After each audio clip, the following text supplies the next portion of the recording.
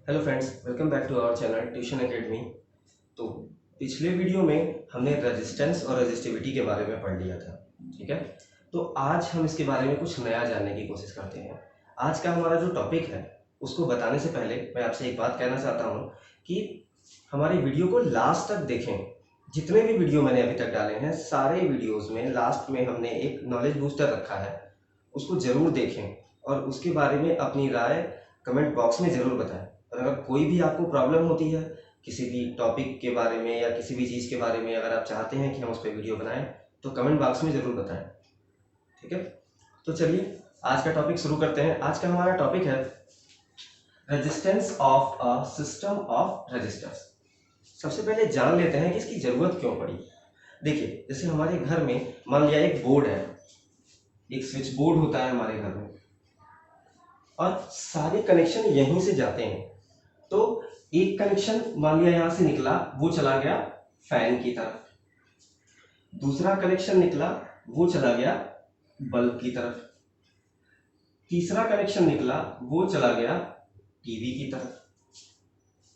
तो पहले क्या होता था कि हमने जब इससे पहले रेजिस्टेंस के बारे में पढ़ा था तो हमारे पास केवल एक कंडक्टर होता था। एक कंडक्टर है, इसका कोई एक रेजिस्टेंस होता था आर, तो हमको इसके बारे में ज़्यादा परेशानी नहीं होती थी। लेकिन अब क्या है, अगर हम धीरे धीरे आगे बढ़ते हैं तो जो रेजिस्टेंस होते हैं वो क्या होते हैं, बदल जाते हैं, या मतलब इनका अमाउंट जो होता है वो बढ़ जाता है। देखिए, एक रेजिस्टेंस यहाँ पर होगा, अगर इसको हम R1 कह लें, दूसरा रेजिस्टेंस इस वायर में होगा R2 और तीसरा इसमें R3। तो हमारे पास रेजिस्टेंस कितने हो गए, एक से ज़्यादा हो गए।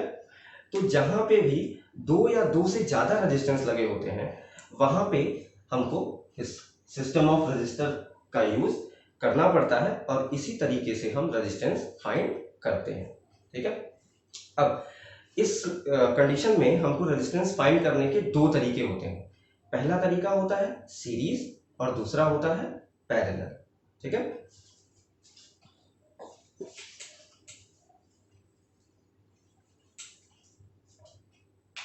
जो फर्स्ट मेथड है हमारा वो है सीरीज कॉम्बिनेशन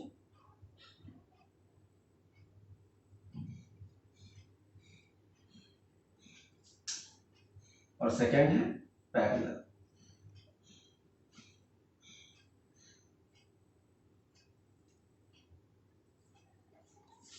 ठीक है, अभी ये सब कुछ चीजें आपको बड़ी नई लग रही होंगी, लेकिन अभी जब हम इसको जान लेंगे तो बिल्कुल आसान लगेगा। बिल्कुल आसान टॉपिक है ये।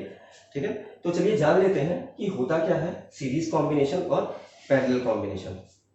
सबसे पहले जानते हैं सीरीज के बारे में।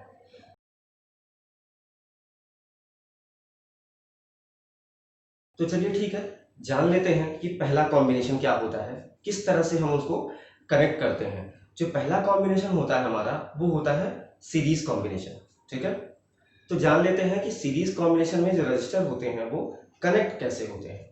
ठीक है, देखिए मान लिया हमारे पास दो रजिस्टर है। एक रजिस्टर है उसको हमने R1 मान लिया है और दूसरा रजिस्टर है जिसको हमने R2 मान लिया है। इन दोनों को हमको सीरीज में कनेक्ट करना है।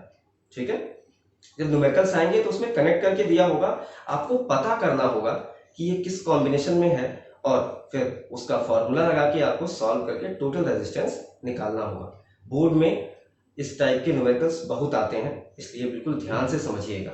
ठीक है, तो चलिए इसको कनेक्ट करते हैं सीरीज कॉम्बिनेशन में।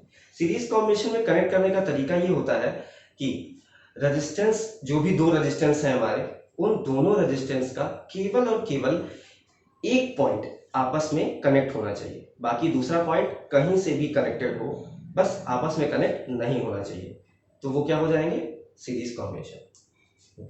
तो मान लिया ये देखिए एक रजिस्टर है हमारे पास, इसके दो एंड हैं, एक ये फर्स्ट और ये इसका क्या हो गया सेकंड, और इसका फर्स्ट एंड और इसका सेकंड एंड। ठीक है, हमको इनको कनेक्ट करना है।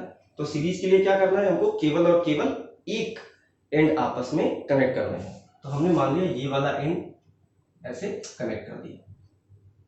ठीक है, केवल एक एंड कनेक्ट है, दूसरा वाला आपस में कनेक्ट नहीं है, तो ये क्या होगा सीरीज। लेकिन बहुत लोग कंफ्यूज हो जाते हैं कई बार। जैसे मान लिया ऐसे फिगर बना हुआ है, इस तरह से लाके एक बैटरी से जुड़ा हुआ,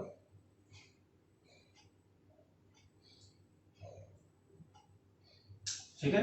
तो लोग सोचते हैं कि नहीं ये क्या हो गया, पैरेलल हो गया, इसका तो दोनों सिरा आपस में जुड़ गया, ठीक है। लेकिन ऐसा नहीं है, इसका दोनों सिरा आपस में नहीं जुड़ा है। देख लीजिए, इसका जो एक सिरा है और इसका एक सिरा, ये दोनों आपस में जुड़े हुए हैं यहाँ पे। इसका दूसरा सिरा बैटरी के एक एंड से जुड़ा है और इसका भी दूसरा सिरा बैटरी के दूसरे एंड से जुड़ा है, आपस में नहीं जुड़ा। इसका मतलब क्या है, ये दोनों सीरीज में है, ठीक है। और इस कंडीशन में अगर हमको इस सर्किट का टोटल रेजिस्टेंस निकालना हो तो इसका जो फॉर्मूला होता है, अगर हम मान लें कि जो टोटल रेजिस्टेंस है सर्किट का R है, तो R equal to R1 plus R2, ये हो जाएगा। अगर यहाँ पे 2 की जगह 3 रजिस्टर होंगे, 4 होंगे, 5 होंगे, 6 होंगे, तो हम क्या करेंगे, इसी फॉर्मूले में को आगे बढ़ाते चले जाएंगे। अगर हमारे पास 3 है तो प्लस R3 कर देंगे, 4 है तो प्लस R4 कर देंगे, ऐसे बढ़ाते जाएंगे जहां तक जितने भी रजिस्टर सीरीज में लगे होंगे सबको हम इसी तरह से जोड़ लेंगे, ठीक है। चलिए जान लेते हैं कि ये फॉर्मूला आया कहां से, ठीक है। तो देख लीजिए, जैसे होता क्या है कि सीरीज कॉम्बिनेशन में हमेशा करंट जो होती है वो रजिस्टर्स में इक्वल फ्लो करती है। मींस जितनी करंट इसमें फ्लो करेगी फर्स्ट वाले रजिस्टर में, उतनी ही करंट सेकंड वाले रजिस्टर में भी फ्लो करेगी, ठीक है। मतलब दोनों रजिस्टर में करंट की वैल्यू क्या होती है, सेम, लेकिन वोल्टेज की वैल्यू क्या होती है, अलग अलग। ये पॉइंट आपको याद रखना पड़ेगा, ठीक है।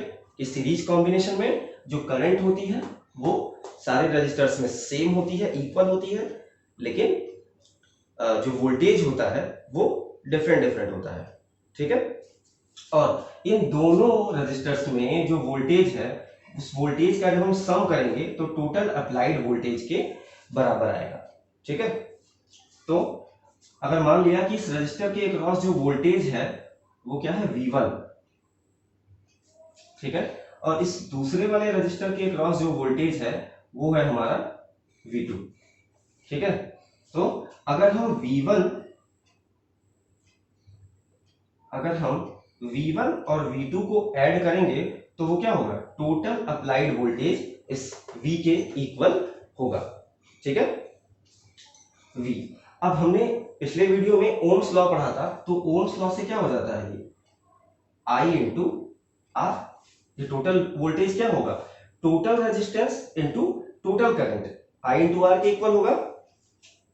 फिर इसी तरह V1 क्या होगा, इसमें भी करंट I है तो I इंटू इसका रेजिस्टेंस कितना है, R1, प्लस दूसरे वाले में वोल्टेज कितना होगा, इसमें भी करंट I है और रेजिस्टेंस कितना है, R2, तो ये हो जाएगा IR1 प्लस IR2। तो यहां से IR और यहां से I दोनों में है तो कॉमन ले लेते हैं, ये बच जाएगा R1 प्लस R2। ये देखिए, ये I से ये I कैंसिल हो जाएगा, हाँ मल्टीप्लाई में है, अगर इधर लाएंगे तो क्या होगा, डिवाइड में आ जाएगा और I से I कैंसिल हो जाएगा। मींस R इक्वल टू क्या आ जाएगा, R1 प्लस R2। ये हमारी सीरीज की प्रूविंग भी है। तो हमने सीरीज कॉम्बिनेशन के बारे में जान लिया, उसका फॉर्मूला जान लिया और उसकी प्रूविंग जान ली। ये इसका बेसिक फॉर्मूला होता है जो हर जगह यूज होता है, ठीक है।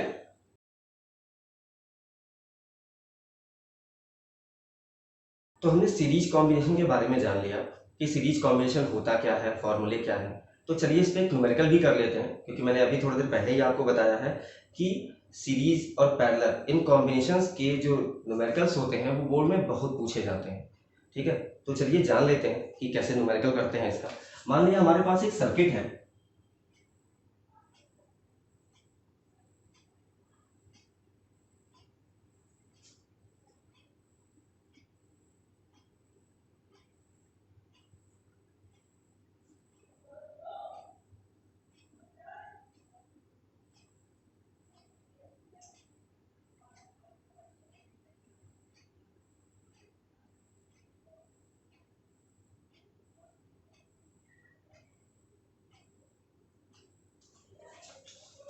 ठीक है।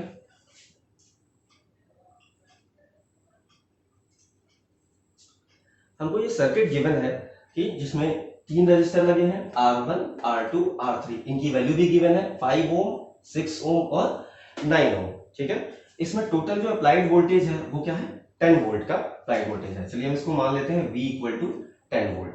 टोटल अप्लाइड वोल्टेज को अगर V मान लेते हैं तो V इक्वल टू क्या हो जाएगा, 10 वोल्ट। हमको इसमें बोल रहा है कि टोटल रेजिस्टेंस फाइंड करिए। तो सबसे पहला काम क्या करना होगा हमको, सबसे पहले हमको ये चेक करना होगा कि ये सीरीज में है या पैरेलल में। ठीक है, तो चलिए पहले चेक करते हैं। देखिए पहले वाला रेजिस्टेंस, इसके 2 एंड्स हैं, ये और ये। ठीक है, दूसरे का एक ये और एक ये, उनको नाम दे देते हैं A, B, C, D, और तीसरे वाले का E और F। ठीक है, सारे रेजिस्टेंस के 2-2 एंड हो गए। अब देखिए पहले और दूसरे रजिस्टर का केवल और केवल एक एंड आपस में जुड़ा है। ठीक है, और इसका दूसरा एंड किसके साथ जुड़ा है, दूसरे रजिस्टर के साथ, और इसका दूसरा एंड बैटरी के साथ। तो ये दोनों क्या हो जाएंगे, सीरीज। इसके बाद अगले में चलते हैं, R2 और R3 को देखते हैं। तो इसका भी देखिए D और E ये आपस में जुड़ा हुआ है, एक एंड, इसका दूसरा एंड पहले वाले से जुड़ा है और इसका दूसरा एंड बैटरी से जुड़ा है। मतलब ये भी दोनों क्या हो जाएंगे, सीरीज। तो इस तरह से ये तीनों क्या हो जाएंगे, सीरीज कॉम्बिनेशन में। तो अगर टोटल रेजिस्टेंस R मान लें तो R इक्वल टू क्या होता है, R1, R2 प्लस R3, ये फॉर्मूला होता है। वैल्यू पुट करते हैं, R1 की वैल्यू कितनी है, 5 ओम। न्यूमेरिकल लगाते वक्त यूनिट लिखने की जरूरत नहीं होती है। तो R1 हो जाएगा 5, R2 हो जाएगा 6 और R3 हो जाएगा 9। ऐड करेंगे तो कितना हो जाएगा, ये 20 ओम। टोटल सॉल्यूशन के बाद यूनिट लिखना ध्यान रखना है। अक्सर हम लोग ये गलतियां कर देते हैं कि फाइनल सॉल्यूशन के बाद लास्ट में यूनिट नहीं लिखते हैं और वहीं हमारे नंबर कट जाते हैं। ठीक है, इसलिए बोर्ड में हमेशा ध्यान रखिए कि हमको ये गलती नहीं करनी है, यूनिट नहीं छोड़ना है।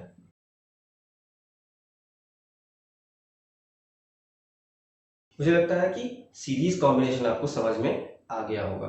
ठीक है, तो चलिए अब दूसरे आगे वाले कॉम्बिनेशन की तरफ बढ़ते हैं जिसका नाम है पैरेलल कॉम्बिनेशन। ठीक है, तो दूसरा जो हमारा कॉम्बिनेशन है वो क्या है, पैरेलल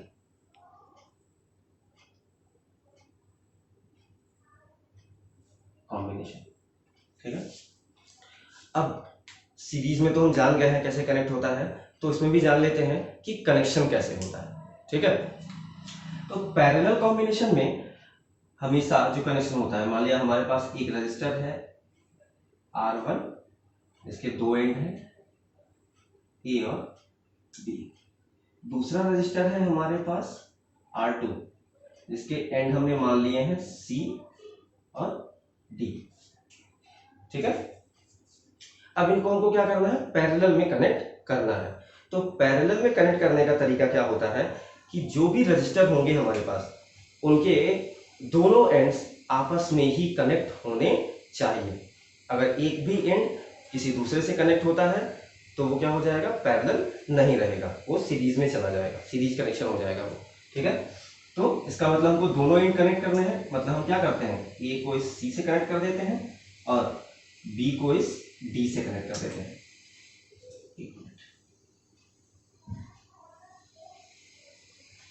ठीक है, एक चीज हमको ध्यान रखना है कि रजिस्टर जो होता है बाई डायरेक्शनल डिवाइस होती है, मतलब उसमें करंट की डायरेक्शन का कोई इफेक्ट नहीं पड़ता है। ठीक है, तो अगर हम इसको पलट दें और ए को डी से कनेक्ट करें और बी को सी से कनेक्ट करें तो भी सेम वैल्यू, सेम आंसर आएगा।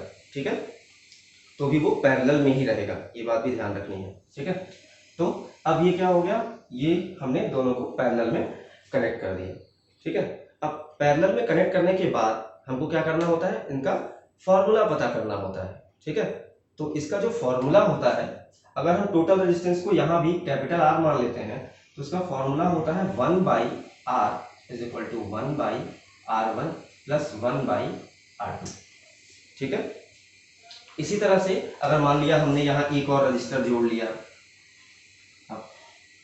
R3, उसके बाद एक और रजिस्टर जोड़ लिया R4, इस तरह से बढ़ता गया, तो हम क्या करेंगे, यहाँ पे वही चीजें आगे बढ़ाते जाएंगे, ठीक है।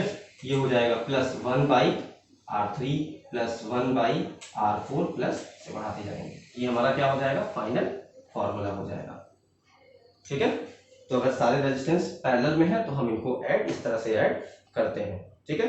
तो जान लेते हैं चलिए कि ये फॉर्मूला आया कहां से।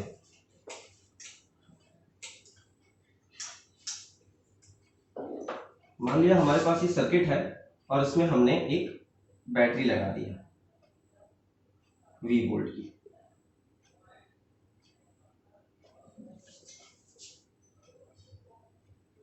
ठीक है। तो अभी मैंने सीरीज वाले में एक चीज आपको बताई थी कि सीरीज में सारे रजिस्टर्स में जो करंट होता है वो इक्वल होता है, लेकिन पैरेलल में क्या होता है, ठीक अपोजिट। इसमें करंट क्या होगा, अलग अलग, ठीक है। करंट यहां से आएगा, यहां डिवाइड हो जाएगा। इसमें हमने मान लिया I1, ठीक है। इसमें टोटल करंट जो है हमने मान लिया, सर्किट में टोटल करंट I मान लेते हैं, तो ये I आगे आएगा, यहां पहुंचेगा और जैसे ये ज्वाइंट इसको मिलेगा दो पार्ट्स में डिवाइड हो जाएगा, I1 इधर, I2 इधर, और यही I2 करंट ही इसमें फ्लो करेगा। मीन्स इसमें क्या होते हैं, करंट अलग अलग होते हैं लेकिन वोल्टेज की वैल्यू सेम होती है। इसमें भी वोल्टेज क्या होगा, V, और इसके अक्रॉस भी वोल्टेज क्या होगा, V, ठीक है। तो यहाँ जो I है, देखिए हमने भी बताया आपको कि जो I है यही दो पार्ट्स में डिवाइड हो रहा है, I1 और I2। मीन्स अगर हम I1 और I2 को ऐड करें तो ये हमारे सर्किट के टोटल करंट के इक्वल आ जाएगा, I के इक्वल I। ओम्स लॉ जो होता है वो होता है हमारा V = I × R। तो अगर I की वैल्यू निकालें तो R को इधर भेजना पड़ेगा, R मल्टीप्लाई में है, इधर आएगा तो डिवाइड में, तो I = क्या हो जाएगा, V/R, ठीक है। तो यहाँ टोटल करंट है तो टोटल करंट इक्वल टू क्या होगा, total voltage upon total resistance. तो I की जगह total voltage upon total resistance रख दिया। इसी तरह I1 के लिए करें तो I1 हमारा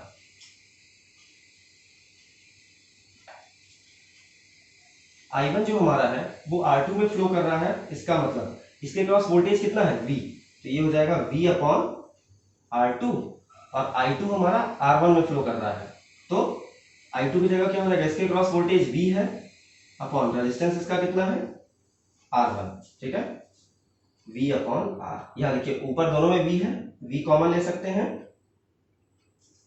तो यहाँ क्या बचेगा, 1/R2 + 1/R1।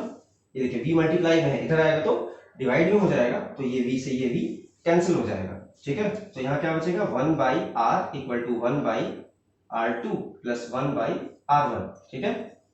या 1/R, इसको तो सीक्वेंस से लिख लेते हैं, तो 1/R1 + 1/R2, ये हमारा फॉर्मूला हो गया। अब मैंने आपको बताया था कि अगर ज्यादा होते हैं, इसके नीचे अगर 3, 4, 5 अगर रेजिस्टेंस होंगे तो क्या करेंगे, 1/R3 आ जाएगा, इसी तरह 1/R4 आ जाएगा, ऐसे ये क्या होगा, बढ़ता जाएगा।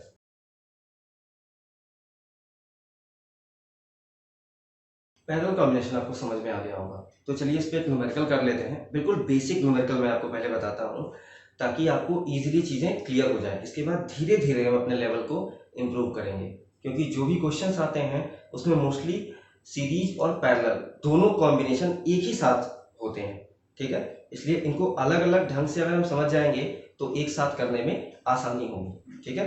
तो बिल्कुल बेसिक न्यूमेरिकल जानते हैं पैरेलल के बारे में कि कैसे सॉल्व करते हैं। मान लिया हमारे पास एक बेसिक सर्किट है, इसमें एक रेजिस्टेंस R1 = है ये 3 ओम, R2 = है 6 ओम, और R3 जो है हमारा वो है 9, ठीक है। इसमें हमने एक वोल्टेज कनेक्ट कर दिया है 10 वोल्ट का,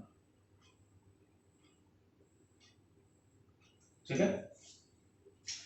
तो इसमें पूछ रहा है कि हमको टोटल रेजिस्टेंस फाइंड करना है, ठीक है।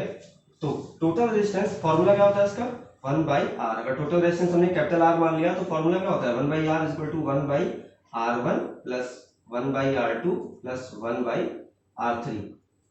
अगर आगे होता है, 3 पे ही खत्म हो गया है तो हमने यहाँ पे आप इसको हम छोड़ देंगे। अगर ये 3 से ज्यादा होता तो फिर आगे इसको हम बढ़ा लेते, ठीक है। तो रखते हैं वैल्यू 1/r, 1/r1 की वैल्यू कितनी है 3, 1/3 प्लस r2 है 6 और r3 है 9। ठीक है, अब जैसे कि ये क्या है हमारे पास भिन्न है, इसको हमको सॉल्व करने के लिए क्या करना पड़ेगा, एलसीएम लेना पड़ेगा। 3, 6 और 9 इन तीनों का जब हम एलसीएम लेंगे तो एलसीएम आएगा 9, सॉरी एलसीएम आएगा 18। ठीक है, इसका एलसीएम आ जाएगा 18। अब 3 से 18 को डिवाइड करेंगे कितनी बार जाएगा 6, और 6 का ऊपर मल्टीप्लाई कर देंगे 1 में तो 6 बन जा 6, प्लस 6 से 18 में डिवाइड करेंगे 6 3 जा 18 और 3 का फिर 1 में मल्टीप्लाई करेंगे तो 3, 9 से 18 में डिवाइड करेंगे 9 2 जा 18 और फिर 2 का 1 में मल्टीप्लाई कर देंगे तो कितना आ जाएगा 2, 6 3 9 2 11, तो ये जाएगा 11/18। लेकिन ये हमारा रिक्वायर्ड आंसर नहीं है क्योंकि 1/r लिखा है ना यहाँ पे, हमको क्या चाहिए r की वैल्यू चाहिए, मतलब टोटल रेजिस्टेंस की वैल्यू चाहिए, 1 टोटल रेजिस्टेंस की वैल्यू हमको नहीं चाहिए। तो क्या करेंगे, हम इसको पलट देंगे या क्रॉस मल्टीप्लाई कर सकते हैं, लेकिन इसको हम पलट देंगे तो ये r ऊपर चला जाएगा और 1 नीचे, उसी तरह ये 18 ऊपर चला जाएगा और 11 नीचे। ठीक है, जब हम एक को पलटते हैं तो दूसरा अपने आप पलट जाता है, तो 18/11 या r इज इक्वल टू 18/11 ओम। ये हो गया हमारा रिक्वायर्ड आंसर।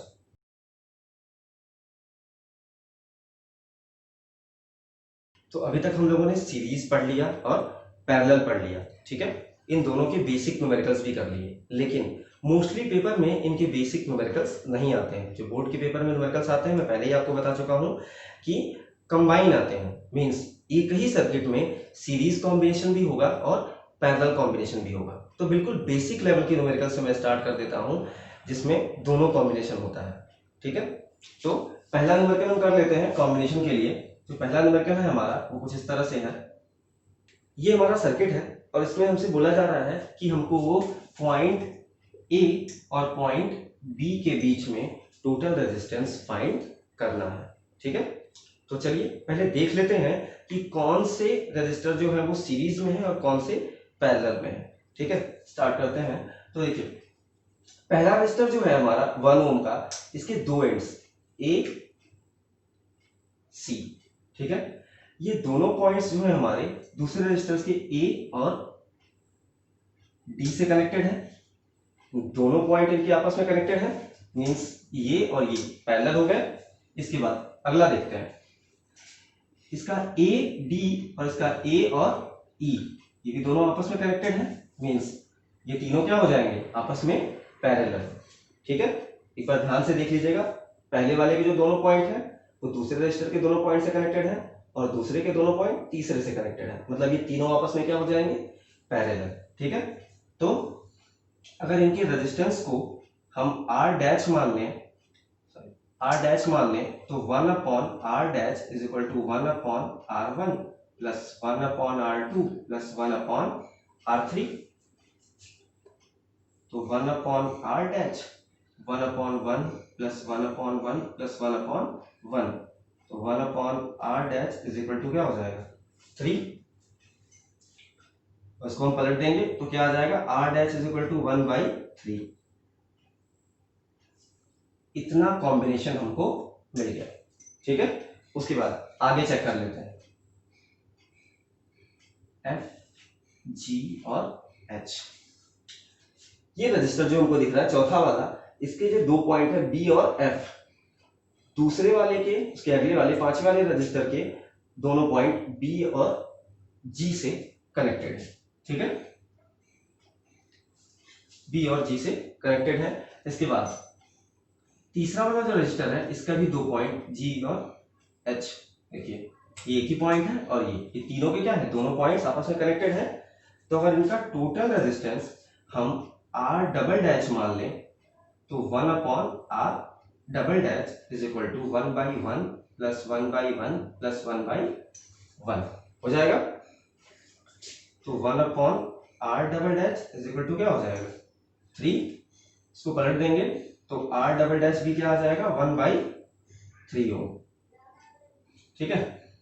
अब आपके समझने के लिए मैं सर्किट को चेंज करूंगा कि जैसे इन तीनों को हमने ऐड कर दिया, तो जब भी कोई भी रजिस्टर पैरेलल में ऐड होते हैं तो उन सबको कंबाइन करके हम एक रजिस्टर बना लेते हैं, और केवल एक ब्रांच कंप्लीट रहती है, बाकी जितनी भी ब्रांचेस होती हैं वो हम हटा देते हैं या ओपन कर देते हैं।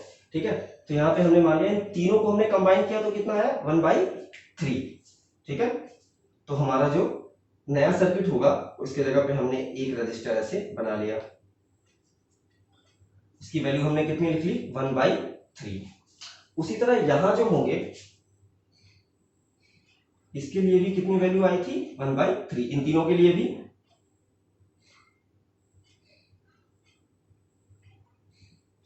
ठीक है, अब ये हमारी जो ये सर्किट होगी वो कन्वर्ट होके कुछ इस तरह से आ जाएगी, क्योंकि मैंने पहले ही बताया है कि इन तीनों को कंबाइन कर लेंगे, एक रजिस्टर बना लेंगे, और बाकी जो दो होंगे इन दोनों को हम क्या करेंगे उड़ा देंगे, यहां से ओपन कर देंगे। ठीक है, और इसमें भी क्या कर देंगे ओपन कर देंगे, और इस रजिस्टर की वैल्यू क्या हो जाएगी टोटल रेजिस्टेंस 1/3 हो जाएगा, जैसे कि यहां बना है और यहां दोनों में आपने सेम चीज देख ली। ठीक है, अब देखते हैं कि ये जो दोनों रजिस्टर हैं वो हमारे क्या है सीरीज में है या पैरेलल में। ठीक है, तो इस वाले रजिस्टर के दो एंड हैं और इसके भी दो एंड हैं, इनका एक एंड आपस में कनेक्टेड है, लेकिन इसका दूसरा एंड बैटरी से और इसका भी दूसरा बैटरी से। इसका मतलब ये क्या है दोनों सीरीज में है। तो अगर टोटल रेजिस्टेंस हम R मान लें तो R equal to R dash plus R double dash हो जाएगा। तो R इज इक्वल टू इसकी वैल्यू 1/3 प्लस 1/3, एलसीएम ले लेंगे 3 ही आएगा, 3 से 3 में डिवाइड करेंगे 1, 1 का ऊपर मल्टीप्लाई करेंगे 1, इसी तरह यहाँ भी 1, ये आ जाएगा 2/3 ओम। तो इस सर्किट का टोटल रेजिस्टेंस कितना आ गया 2/3 ओम।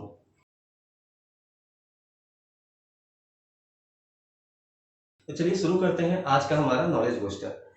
हमारे पिछले नॉलेज बूस्टर्स की तरह से ही ये वाला जो नॉलेज बूस्टर है हमारा, वो भी आपके आसपास ही आपको दिखाई दे जाएगा। ठीक है, लेकिन हो सकता है आपको इसके पीछे की का रीजन, जो साइंटिफिक रीजन है वो आपको पता ना हो। ठीक है, आज का हमारा जो नॉलेज बूस्टर है वो इस बारे में है कि जो भी हाई टेंशन वायर होते हैं, ज़्यादा एनर्जी वाले 11,000 वोल्ट 33,000 वोल्ट, ये जो वायर होते हैं वो हमेशा भीड़ भाड़ वाले इलाकों में क्यों नहीं लगाए जाते हैं, या अगर किसी भीड़ भाड़ के इलाके में लगाए जाते हैं या कहीं पे भी लगाए जाते हैं तो बहुत ऊंचाई पर लगाए जाते हैं। आखिर ऐसा क्यों किया जाता है? क्योंकि मान लीजिए जो नॉर्मल हमारे घर की सप्लाई वाली वायर आती है वो भी पोल पे कुछ 15 से 20 फीट 20 या 25 फीट के आसपास की हाइट पे लगे होते हैं, तो हम इसको भी उतने फीट पे लगा सकते थे, कोई प्रॉब्लम नहीं होती। तो आखिर ऐसा क्यों करते हैं कि इतनी ऊंचाई पर लगाते हैं कि वहां पे इंसानों का पहुंचना बिल्कुल नामुमकिन सा होता है? क्यों? तो चलिए जान लेते हैं ऐसा क्यों होता है। होता क्या है कि जो भी वायर होते हैं, एक थ्योरम था ऑस्टेड, एक साइंटिस्ट थे ऑस्टेड, उनका एक थ्योरम था। उस थ्योरम में उन्होंने बताया था कि कोई भी वायर है, मान लीजिए हमारे पास एक कंडक्टर है या एक वायर है, ऐसा एक वायर हम बना लेते हैं। इस वायर में अगर हमारा कोई करंट फ्लो कर रहा है तो जैसे ये करंट फ्लो करता है अपने आसपास एक मैग्नेटिक फील्ड जनरेट कर लेता है। ठीक है, मींस इसके आसपास क्या होगा, यहाँ पे मैग्नेटिक फील्ड जनरेट हो जाएगा,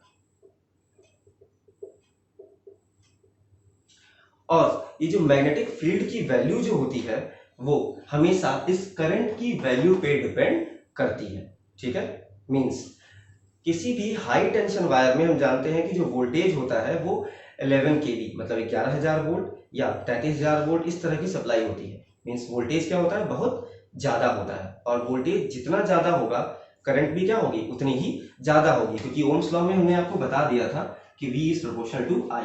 मींस अगर इन दोनों में से एक कोई बढ़ता है तो दूसरे की वैल्यू ऑटोमेटिक बढ़ जाएगी। ठीक है, मींस जितना ज्यादा होगा V की वैल्यू जितनी ही ज्यादा होगी I की वैल्यू क्या होगी उतनी ही ज्यादा होगी, और ये जो मैग्नेटिक फील्ड है इसकी वैल्यू क्या है I करंट की वैल्यू पे डिपेंड कर रही है। मींस अगर हम इस वायर में बहुत ज़्यादा करंट फ्लो करें, बहुत ज़्यादा अमाउंट में, तो ये क्या होगा, मैग्नेटिक फील्ड भी बहुत बड़ा बनेगा, बहुत दूर तक जाएगा मैग्नेटिक फील्ड।